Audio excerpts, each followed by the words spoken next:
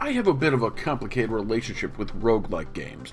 By all extensive purposes, I should not like roguelike games in general.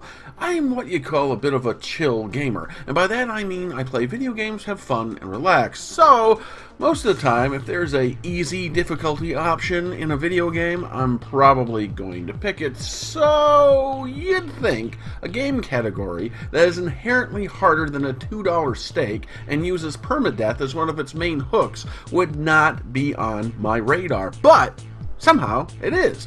Games like Risk of Rain, Spelunky, Legend of Dungeon are all roguelike games I've enjoyed in the past.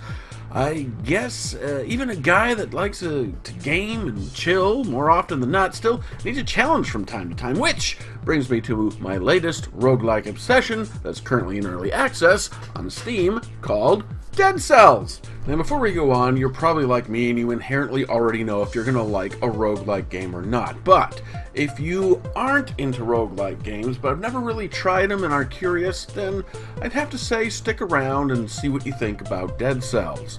Now, moving on. Dead Cells is an action platformer roguelike game with some RPG elements peppered in. Whew, so kind of like a 2D Dark Souls? I don't know, I never played Dark Souls. Hey, I like roguelikes, but I'm not masochistic.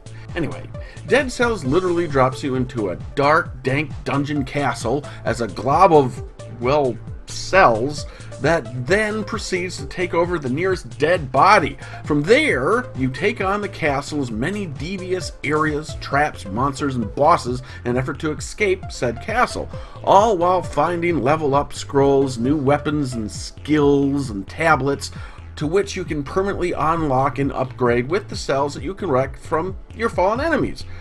That's a bit of a mouthful. All this is done to help you get further and further until the inevitable event of your death, and yes, you will die, and each time you do, the castle resets into a new random pattern of rooms and monsters and loot. Sounds infuriating, and at times, it is very, very much so. It is the action platformer equivalent of a slot machine at times, but with more emphasis on how skillful you are. But with greater skill comes great reward.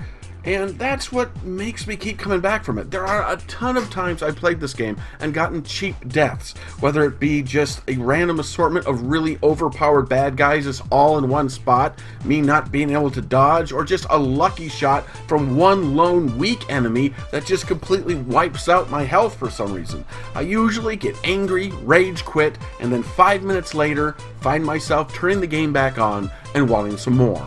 Again, there are a couple of runs I did where I had all the luck in the world. Good weapons, good leveling up, good skills, everything just fell into place, and I was actually able to beat the first boss for the first time while recording footage for this preview. So that was pretty awesome. And when I did finally do that, after a couple of times facing the boss and failing, I got pretty dang hyped. I mean, I was like jittering, I was shaking, I was like, this is cool!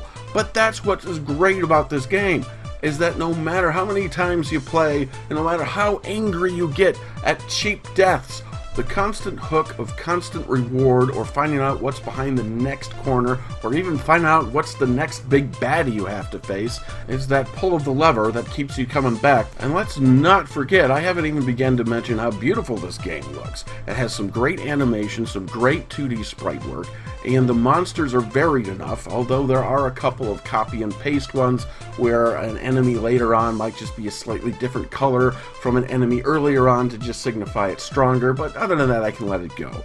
The weapons are fun to use, the music fits the atmosphere very well, and I love how you can just sort of tailor your play style just based on the different weapons you can unlock and skills that you can do. You can either be a giant sword wielding up close and personal big damage guy that uses a sword and shield and bombs to do AoE effects, or you could be more of an at-range person and use throwing knives and bow and arrows and throw turrets on the ground to keep enemies at bay. Just however you want to tailor things, you can do that. And as you progress and you unlock more abilities and unlock more weapons, you'll find that changing as well. So the customization option is great. Overall, I'm enjoying Dead Cells right now, and even though this is still in early access, it feels like a complete game. It's one of those games that I can confidently say, if you do like roguelikes, it's not going to be a detriment to you to throw money at this game, because the developers are very active and constantly updating it. I just can't wait for the final version to come out to see just what more they're going to add, what new areas, what new modes they're going to do. If you are a fan of roguelikes, or at all curious what a fun roguelike game will be and just don't want to dive into something as hardcore as Dark Souls or anything like that, then maybe look up Dead Cells on Steam and give it a shot. So a big thumbs up so far. Like I said, it's still kind of a preview of the game. It's not completely released. I can't give this a complete review or anything right now, because it's mostly I'm just previewing it, but so far I'm enjoying it. I like it. Anyway, as always, folks, I hope you enjoyed this video. If you did, please rate, comment, subscribe, hit the notification button. That's a thing now, so I have to tell people to do that. And as always, folks, till next time, game fans, keep playing, and thanks for watching. Bye-bye.